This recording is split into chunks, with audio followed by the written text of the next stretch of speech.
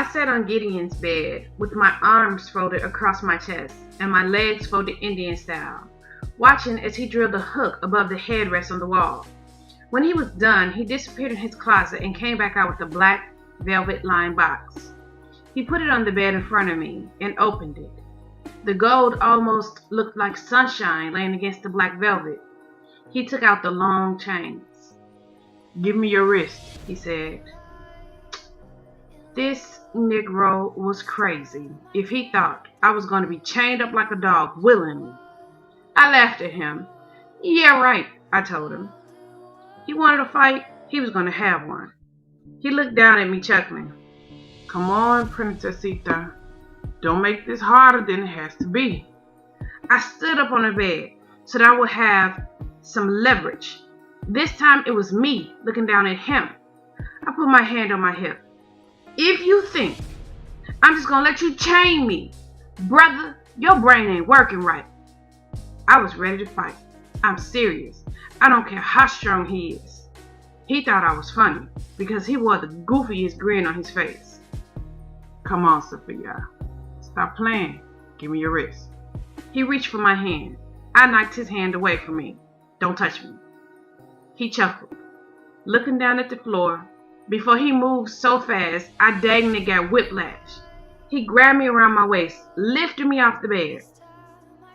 "Let me go, you savage animal." I went wild in his arms, kicking, swinging. I even tried to bite his arm that was wrapped around my waist. He just laughed, making me madder. I bucked in his arms, but no matter what I did, he was able to get the first chain through both of my wrist cuffs. He threw me on the bed. I bounced trying to get to my feet, but he moved so fast. Quickly, he grabbed my ankle. My skirt flew up. I was so busy trying to keep that pulled down that I put up very little fight, and he was able to get the other chain through my ankle cuffs. He took out the longest chain, connected it to the wrist chain, and then to the hook he had put in the wall. He exhaled when he was finished, smiling at his work. I was seething. I jumped up from the bed. "You ought to be ashamed of yourself, black man, putting me in chains and shackles," I yelled at him, holding up my wrist. "You are the world's biggest heathen, and you just mad 'cause I'd rather be at home with my daddy than here with you." I was so mad by this point, I had gone reckless. His mouth laughed, but rage came from his eyes. "You'd rather be at home with your daddy 'cause he allows you to run over him. And now that you gotta be a big girl and submit to your man, you having problems with it." My mouth dropped open. No, he didn't. "You don't know nothing about the way I treat my daddy. And for your information, I honor my daddy, I respect him, and newsflash, I have always submitted to him." He smiled down at me then, real evil-like. "I'm glad to hear that. Now you'll learn to submit to your man. You are going to be banished to this room until you do." "You ain't my man though, so why should I have to submit to you?" Okay, now between you and me, I was all kinds of out of order. 'Cause technically, he was my man. Technically, he was my husband. But he didn't know that. So, "Wrong," he said down in my face. "I am your man, and you finna know it too, because I'm all you got now. I'll be the only person you will have to talk to. I'll be the only person to feed you." I frowned at him. I could feed myself. "Wrong," he said, just being extra ignorant. "You won't eat a thing unless it comes from my hand. I'll be the only one to hold you, touch you, kiss you. Just me, Princessita. Just me. And the sooner you send that memo to your big brain, the easier life will be for you." I folded my arms across my chest. The rattling chains made me so mad I wanted to scream. So I did. "Brother, if you think you will ever kiss me again." I flipped my locks over my shoulders. "I'd rather die," I told him. He chuckled, turning to leave the room. "We'll see." He stopped at the door. "Oh, and dinner's on me." I picked up the nearest thing by me that I could throw, which was a clock. He shut the door quickly, chuckling on the outside, and it hit it with a disappointing thud. I sat down on the bed. my arms still folded. Dang it! Tears of frustration came to my eyes. Why? Why was this happening to me?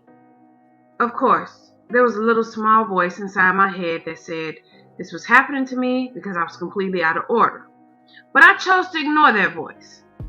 It was one of those times where I was right, even if I wasn't being righteous.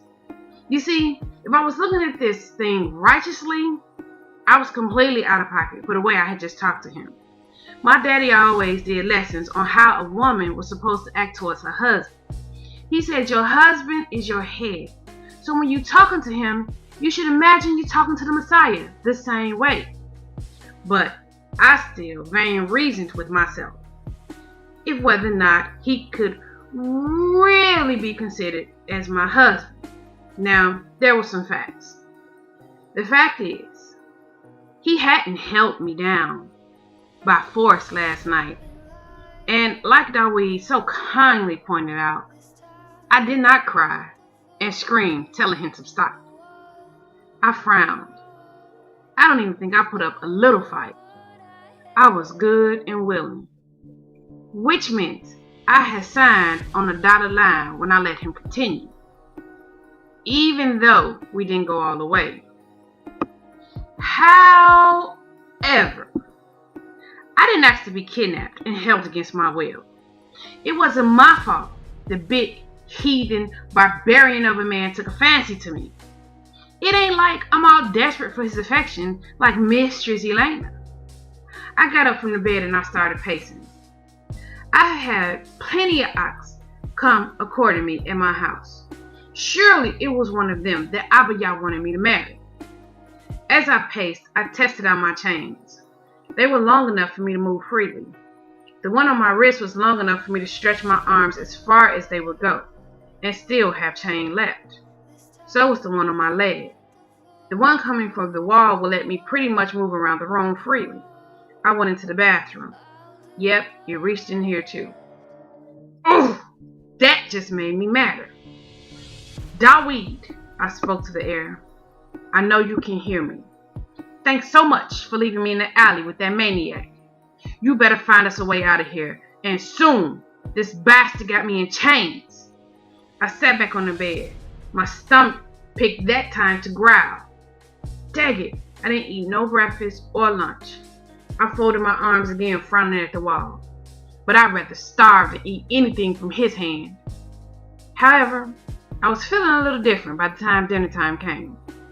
True to his word, he came back at that time, carrying a tray of food with one hand, looking at his phone that had dinged with the other.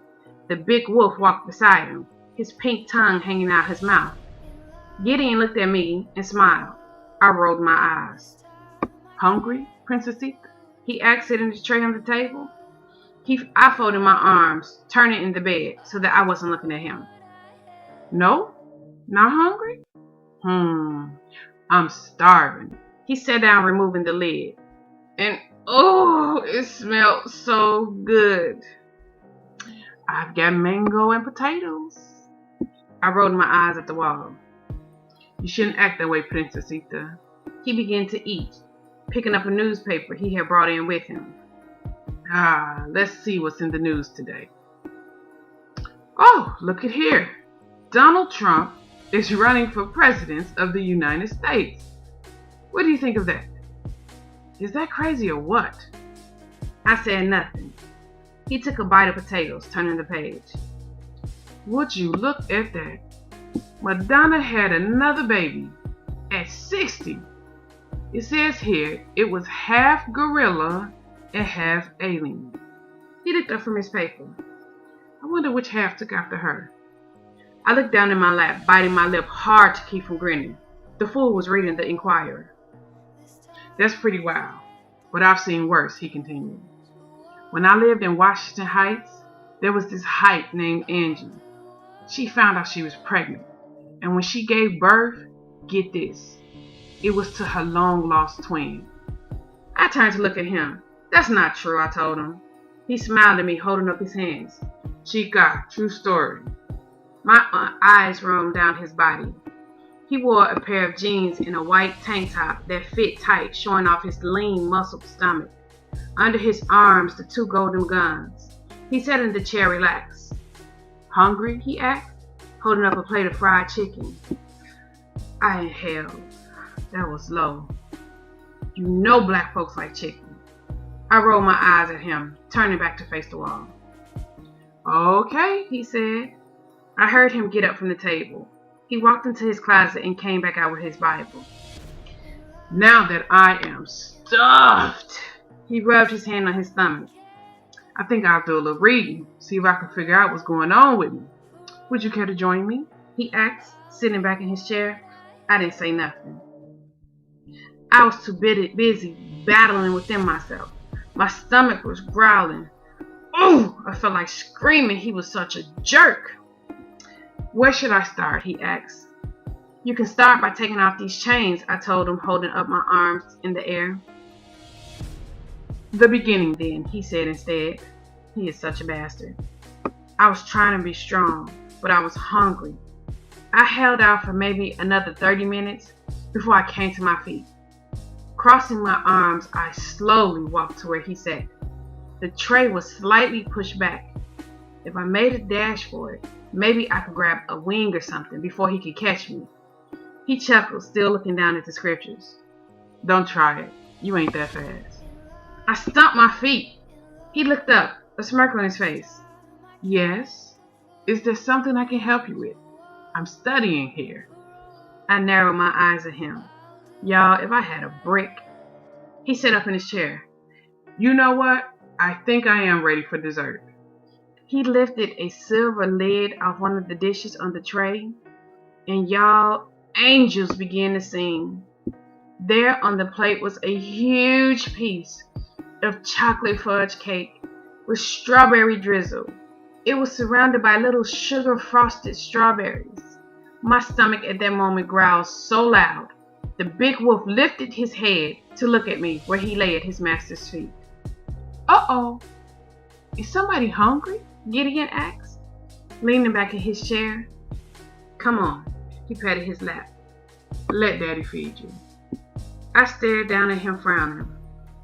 I wanted to tell him he can go to the grave with all that nonsense. But right then, a whiff of that chocolate heaven drifted to my nose. I reached for the other chair. He shook his head, patting his lap. I rolled my eyes at him. Stiffly, I eased down on his lap. I sat as stiff as a board, just barely touching him. It was a lot of strain on my legs, but I'd rather suffer the pain than let him win fully. "Now, that ain't gonna work, is it?" I sucked in my breath as he put his big hands on my waist and lifted me straight up, turning me so that I straddled his lap, my skirt riding scandalously up my leg. After getting over the shock of the sudden movement, I tried to pull down my skirt. "Gideon," I cried, "this is inappropriate." His head fell back as he laughed, his Adam's apple bobbing up and down in his big neck. He looked back at me, laughter in his eyes. "I love shocking you." I narrowed my eyes at him. "So you proud because you're a heathen?" I asked. Grinning, he nodded. "Let's get you fed. What would you like to start with?" My eyes sparkled. "The cake." He shook his head. "SaafiYah, that is inappropriate.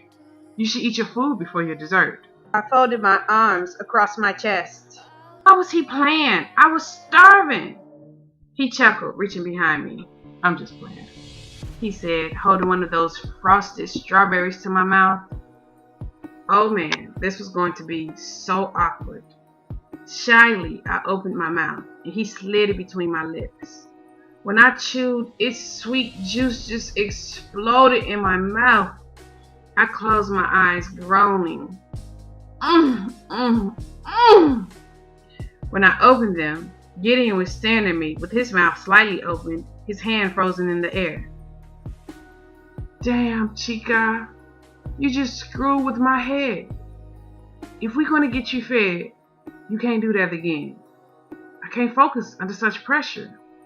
I grinned. If I was going to be uncomfortable, then so should he, right? "All right," I told him. Sorry. He brought a spoonful of that cake to my lips. Looking at him with hot, lusty eyes, I slowly ate it off the spoon, moaning like crazy as I chewed. He watched me like a hungry wolf. When I was done, I opened my mouth again. He stared at my lips, stuck. I snapped my mouth shut. Gideon, you gonna feed me or what? He blinked rapidly. I giggled because you could see him trying to bring his mind back from the dirty place it had gone. He reached down, adjusting his pants. You know, you shouldn't play grown woman games if you ain't ready to pay like a grown woman, he said. I chuckled. Okay, yeah, you're right. I'm gonna be good. I promise. And I was, for now. But I think I may have just found this big boy's soft spot. By the time I was full, this little feeding thing he was doing was far less awkward. How am I supposed to shower and get dressed and stuff in these chains? I asked him after we had finished eating. He now sat on the bed. He shrugged. I don't know. Maybe you should learn the art of negotiation. You mean extortion? I said, putting my hand on my hip. He chuckled, leaning back on his hands. The muscle in his brown arms flexed. No, chica. But haven't you heard that you'll get more bees with honey than vinegar? So, I don't know. Maybe if you do something nice for me, I'll take off the chain so that you can shower and slip into one of those little numbers that we got from Senorita Bonitas. And if you real nice, maybe I'll leave them off while you sleep. I bit my lip as I thought about his words. Dad, did he want sex for my freedom? If he did, that would be real messed up. What do you want? I couldn't keep the skepticism out of my tone. He chuckled, his gaze becoming wolfish. Nothing much. Just a kiss. Ooh, that was low. I could tell from that evil glint in his eye, he was remembering my words I had told him before he left the room earlier. I narrowed my eyes at him. What a bastard. He was going to get pleasure out of making me eat my words. He reached into his pocket, taking out his keys. On the ring was the key to the chains. Still on the gold necklace around his neck was the key to the shackles. Or you can try to shower with the chains on. It's up to you. Man, I was really considering it. I have never been prideful, but dang it, I really didn't want to give him this victory, especially after letting him feed me. But I really didn't want to have to shower in chains. Slowly, I walked to where he sat on the bed. I stopped in between his legs. He sat up. Quickly, I leaned down and kissed him on his cheek. He chuckled, shaking his head. Nope, that ain't gonna get it. I put my hand on my hip, frowning down at him. This is extortion, you know. He shook his head. No, baby. It's just good old-fashioned bargaining. That's all. I shook my head at him. Come on, SaafiYah. You're a grown woman. You can do this, I told myself. However, I didn't feel that confident. Then I thought about his response to seeing me eat that cake. I took another step closer, putting my hands on his big shoulder. Slowly, I lowered my head, gently touching my lips to his. I didn't linger though, just in and out. He looked up at me through lowered lids. You're almost there. Try again. I lowered my head again. This time when our lips touched, he raised his hand and gently cupped my face, taking control of the kiss. He ravished my mouth. I moaned as my knees gave out. How was it possible for him to kiss like this? I was lost, as his mouth forced me to submit to his will. I don't know how much time passed or how long we went at each other's, but when finally our lips parted, I was straddling his lap. My arms were wrapped around his neck, his around my waist. We looked into each other's eyes, both of us trying to catch our breath. I think that will do just fine, he said. He removed the chains. I climbed down off his lap, super embarrassed. Once again, he made me lose control to the point that I had climbed up on his lap at some point, wrapped my arms around his neck, trying to get closer to the things he was making me feel. I walked into the closet without looking back, putting my hand on the shelf for support, the other hand on my stomach as I took deep breaths. He was the enemy. How was it possible he could make me feel this way? With trembling hands, I opened the drawer that held my night things. I frowned, looking down at all the lace and sheer, more like what I wore last night. Quickly, I shut that drawer. That wasn't going to work. I crossed the closet to get inside and grabbed a t-shirt and a pair of jogging pants. Yep, that was perfect. I took a quick shower. When I left out the bathroom, he looked up from where he had been reclining shirtless in the bed reading his scriptures. He took in my pajamas and cracked up laughing. I looked down. Yeah, they looked ridiculous. His big clothes completely buried me, but it was better than wearing that nearly nude stuff. He got up, shaking his head, still chuckling, walking past me to the closet and then to the bathroom. Shortly after, I heard the shower. I exhaled. He wasn't going to force me to wear the negligee. I smiled as I climbed into the bed. He must have let Wolf out to hunt because I didn't see Gideon's shadow trailing him. When he came out, he turned off the light and climbed into bed. My back was to him, but that didn't last long. His arm came under me, lifting me so that my head lay on his chest. He picked up my hand, putting it on his stomach. Pray for me, SaafiYah. I closed my eyes and I prayed, but this time I prayed for us both. Then I began to slowly rub his chest and his muscled stomach. Speak, baby. I smiled. Blessed are the poor in spirit, because theirs is the reign of heaven.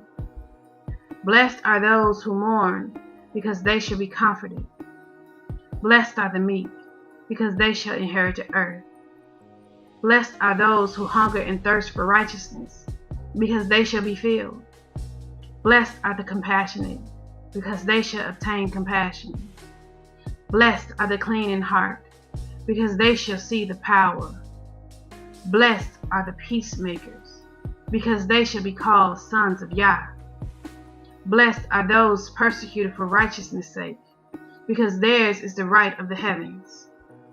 Blessed are you when they reproach and persecute you and falsely say every wicked word against you for my sake. Rejoice and be glad, because your reward in the heavens is great. For in this way they persecuted the prophets who were before you. And then we slept. When I awoke the next morning, he was gone. Quickly, I got dressed and hurried to the door. Daggit, it was locked. I leaned my head against it. He had locked me in. Turning, I leaned my back against the door and looked at my wrist. But he had not chained me. I could work with that. I walked to the French doors and opened them. I could hear Gideon's voice. Walking to the stone railing, I looked into the distance and I could see the field. Today, everybody was dressed in their regular clothes. Some of the men were lifting weights. Some of his warriors practiced hand-to-hand combat with each other. Gideon, however, stood off to the side with Dawid and Monroe. He was demonstrating how to hold one of the guns. Monroe, I see, wore his holster again. And I was surprised to see that Dawid also wore a similar holster. He listened closely as Gideon spoke to him. You are eating all of this up, aren't you? I asked the wind. He nodded his head. Gideon would think he was nodding at something he said. I knew Dawid's nod was aimed towards me. Well, don't get too comfortable. You still need to find a way out of here. He put his hand behind his back, holding up his thumb. I stood there and watched him for a while. Dawid and Monroe sparred off again, this time doing another martial art form that I didn't know. However, it was definitely a one that Dawid knew because today he hung with Monroe, although Monroe still was getting the better of him. I frowned, not understanding that. I had watched Dawid get the better all his father's men. He was having a problem with Monroe, though. Gideon was saying something to Dawid in angry tones. I focused on his mouth trying to read his lips. He was yelling at him, asking him what he was waiting for. And then he demonstrated a punch and did something with his fingers. Kill shot, he said. Stop hesitating. Go for the kill. Again, he told the two youths, who paired off again. This time, it looked like Dawid did better, but Gideon wasn't happy with it. Son, why did Monroe just defeat you? He asked the question and waited for Dawid to respond. Whatever Dawid said, this caused Gideon to shake his head. No, his skill level don't have nothing to do with it. It's your hesitation. Is this how your father trained you? To hesitate? Again, he said to them, stepping back. He squatted down, watching them closely. His eyes narrowed as he watched Dawid. He tilted his head as he watched him move. That look made me very uncomfortable. From the little I had learned of Gideon, one of the things I knew for sure was that he missed nothing. Dawid, Gideon is watching you too closely. Something is up with the way he's looking at you. Right then, Monroe did a sweep that took Dawid off his feet. He fell to the ground, grabbing his side. Slowly, Gideon stood, looking down at him, frowning. Then his eyes lifted to where I stood. I inhaled my breath sharply, completely caught off guard at the sudden look. I turned and quickly disappeared back through the doors. When he came through the door 15 minutes later, I was sitting on the bed pretending to watch TV with the remote control in my hand. I didn't know you were awake. I would have come sooner, he said as he passed me walking to the table. He placed the tray on it and sat in the chair. His big body faced me. He looked at me for a minute. I fidgeted under his glare. I was uncomfortable. I had a feeling like he had figured out our secret, but I know he couldn't have because Dawid was a rarity, and I'm positive that even though Gideon has lived with that amazing strength his whole life, he ain't never seen nothing like Dawid. He put his hand on his lap and patted it twice. I stood and came to him. Then he put his hand on my waist and lifted me so that I straddled his lap. He relaxed back in the chair looking at me, saying too much. Good morning, mi princesita. He looked into my eyes, my face, my hair, my throat. Morning, Gideon. How are you feeling this morning? Enslaved. He shook his head. You shouldn't feel that way. Oh, really? How should I feel? Cherished. I laughed at that, holding up my shackles. If this is being cherished, I hate to see how you love. He looked at me, staring deep into my eyes, so long that I ended up breaking the glance, turning down to look at the wolf that lay at his feet. You hungry? He asked. I nodded. Quietly, he fed me. I could tell he had something on his mind. When I was full, he finished off the rest of the food. I still straddled his lap because his hand on my thigh was preventing me from standing. When he was finished, he sat back in the chair looking up at me. When Monroe was 8 years old, he began to speak after a while. He could defeat my toughest soldier. He chuckled. By the time he was 11, he could defeat them all, one after the other. At first, I vainly thought, hey, that's my boy. Hell, look at his dad. Then I met Dawid. He scratched through his beard. I say to myself, damn, what are the odds of there being another kid out there like Monroe? You see, Dawid too has defeated all of my men. Only Monroe gives him competition. And that kid got drive. You know, he don't give up. He and Monroe go at each other all the time, on and off the field, because that kid is determined to get the upper hand. He chuckled again. I admire that in him. He is so much like my son. Freakishly so. He narrowed his eyes. as if he was thinking hard on something. So then I got to wondering about Lion. At first, when I heard he ripped my brother's throat out, I thought clearly that they over-exaggerated the story. Although when my brother's body showed up here, he was missing a piece of his throat. He put his hand up to indicate where the piece was missing. Although I didn't even know where it was missing. I was there. Still, he continued, I thought maybe he had a weapon in his hand that my brother trifling friends didn't see because they were high or something like that. But that was before I met Dawid. SaafiYah, is there something I should know about Lion? I stiffened. There was no way I was telling him about my brother's strength. The less Gideon knew about Lion, the better. His eyes narrowed as he watched me. I don't know what you mean, I said. He inhaled. Is there something different about him? If you mean, is he a tough SOB? Yeah, I nodded. He's coached some of the world's best mixed martial art fighters. He's real tough. And he's been training Dawid since he was a kid old enough to throw a punch. I shrugged. He lifted his hand, picking up one of my long locks from where it fell over my shoulder and into my lap. And he put it back over my shoulder. SaafiYah, it's not good that you lie to me, he said quietly. What? I don't know what you mean. Lion is the best martial artist I know. He's tough. So naturally, so is his son. He looked at me. Dang it felt like he could read me like an open book. He nodded. Okay, Chica, fair enough. He stood setting me on the floor. He went into his closet and came back out with the chains.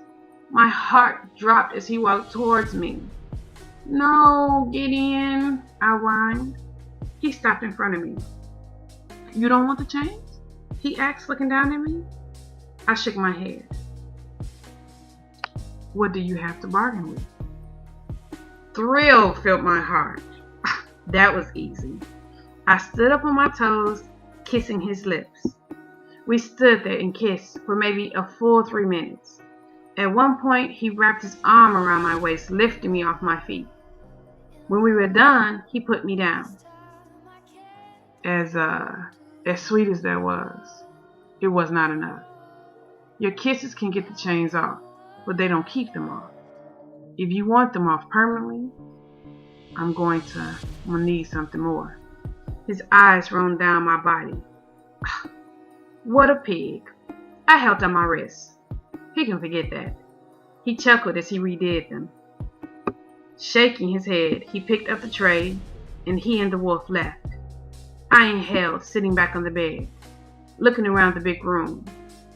I wondered to myself, how bad could banishment be?